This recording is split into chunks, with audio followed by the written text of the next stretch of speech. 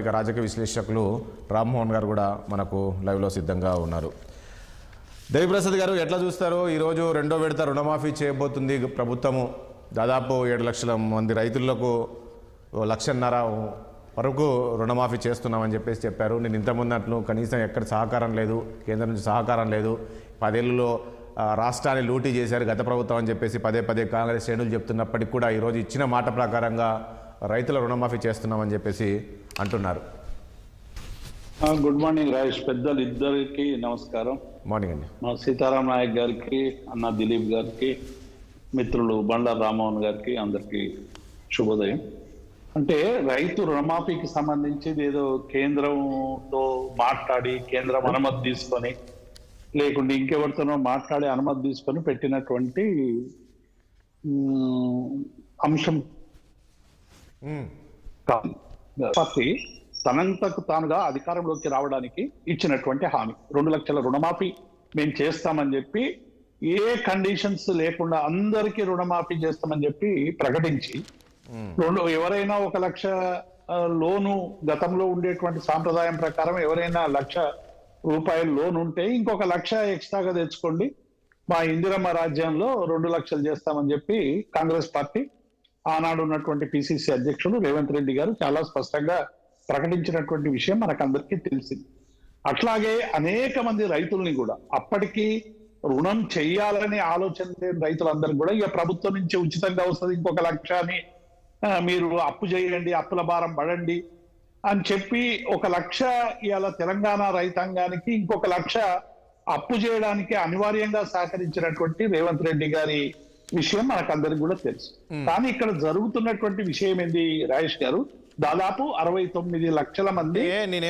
ప్రసాద్ గారు మీరే అన్నారు కదా, సరే కేంద్రాన్ని అడిగి చేయలేదన్నారు, వాళ్ళు ఏమన్నారు 2 లక్షల రుణమాఫీ ఇస్తామంటే అది సాధ్యం కాదు అనేది అన్నది మీరే కదా, పదే అన్నారు. ఎలా సాధ్యం అవుతుంది, చేయలేరు, మీరు ఆగస్టు 15 లోపు అన్నారు కదా, ఈరోజు చేసి చూపిస్తున్నారు కదా.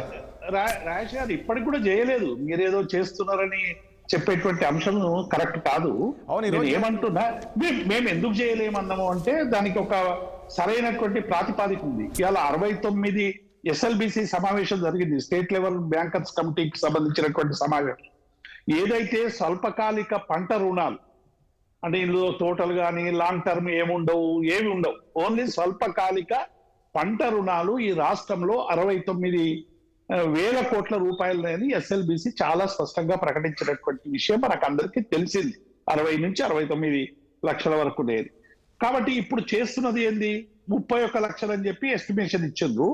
చేసింది 6,000 కోట్లు. 6,000 కోట్లలో 1,50,000 అప్లికేషన్లు వచ్చినాయి రాజేష్ గారు.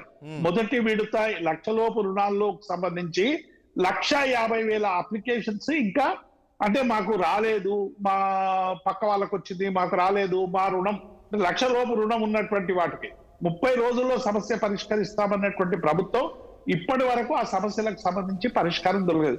పైగా ఏదో టెక్నికల్ ఎర్రరు, బ్యాంక్ ఎర్రరు ఇవన్నీ కూడా చెప్తా ఉన్నారు. అంటే 11.5 లక్షలల్లా ఫస్ట్ టైం ఇచ్చినటువంటి దానిలోనే 1,50,000 మందికి రుణమాఫీ కాలేదు. ఇప్పుడు ఇవాళ రెండవది 1 లక్ష నుంచి 1,50,000 వరకు చేస్తామన్నారు. దాని ఎస్టిమేషన్ దాదాపుగా అంతే 6,000-7,000 కోట్ల రూపాయలు ఉంటుంది. అంటే 31,000 కోట్లలో చేసింది 6,000 కోట్లు, చెయ్యబోతున్నది ఇవాళ చేసేది 7 కోట్లు, భవిష్యత్తులో చేయాల్సింది దాదాపు 18,000 కోట్లు. అంటే 18,000 కోట్లు కండిషన్. అంటే చాలా మంది రైతులకి స్వల్పకాలిక పంట రుణాలు అని చెప్పి మీరు రకరకాల కండిషన్స్ పెట్టి రకరకాల విషయాలు చెప్పి ఇవాళ అందరికీ ఇస్తామన్నటువంటి ప్రభుత్వం ఇవాళ ఇవ్వకుండా కేవలం కొంతమందికి మాత్రమే పరిమితం చేసి రుణమాఫీ చేస్తున్నది అనేటువంటి విషయం వాస్తవం. రుణమాఫీ ఈ మేరకైనా కాదు. దేవిప్రసాద్ గారు మరొకటి ఇందులో నిన్న ఒకటి వచ్చింది ఏంటంటే అంశము, ఇందులో ఇటు బీఆర్ఎస్ పార్టీకి చెందిన కార్యకర్త అంటే ఇప్పుడు కార్యకర్తలు కావచ్చు, బీజేపీ కొందరికి రావట్లేదు, విడుదల చేయట్లేదు, రుణమాఫీ కావట్లేదు అంటున్నారు. నిజమేనా? అందులో ఏమైనా ఇలాంటి ఉందా?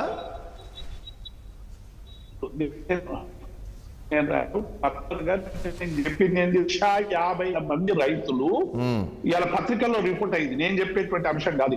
150,000 మంది రైతులు మాకు ఎలిజిబిలిటీ ఉన్నా రాలేదనేటువంటి విషయాన్ని చాలా స్పష్టంగా చెప్పారు. ఇది నాకు అనుమానం వచ్చింది. నిన్న ఒక గ్రామానికి సంబంధించిన సమాచారం కూడా తెప్పించిన నేను అదే అంటూ అందులో బీఆర్ఎస్ బీజేపీ ఉన్నారని ఉండొచ్చు, రైతులలో అందరూ ఉంటారు కదా, బీజేపీ వాళ్ళు ఉంటారు, టిఆర్ఎస్ వాళ్ళు ఉంటారు, కాంగ్రెస్ వాళ్ళు ఉంటారు, కమ్యూనిస్టులు ఉంటారు, ఏ రాజకీయ పార్టీలు లేని రైతులు కూడా ఉంటారు.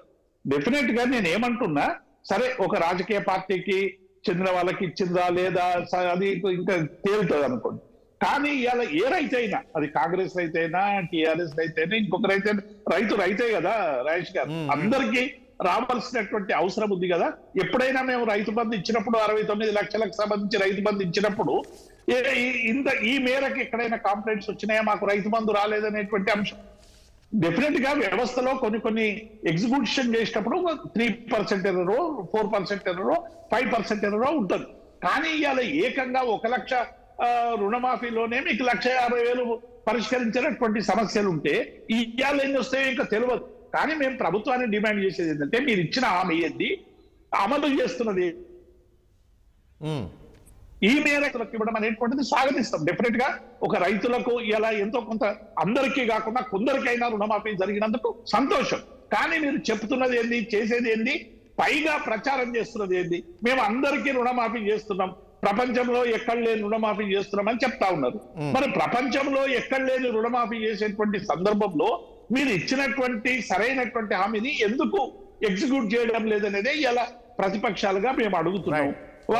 మీరు చెప్పారు జీవోలనేమో, నేను ఒక సెకండ్ చెప్పి ముగిస్తా. దీనికి అనేక అంశాలు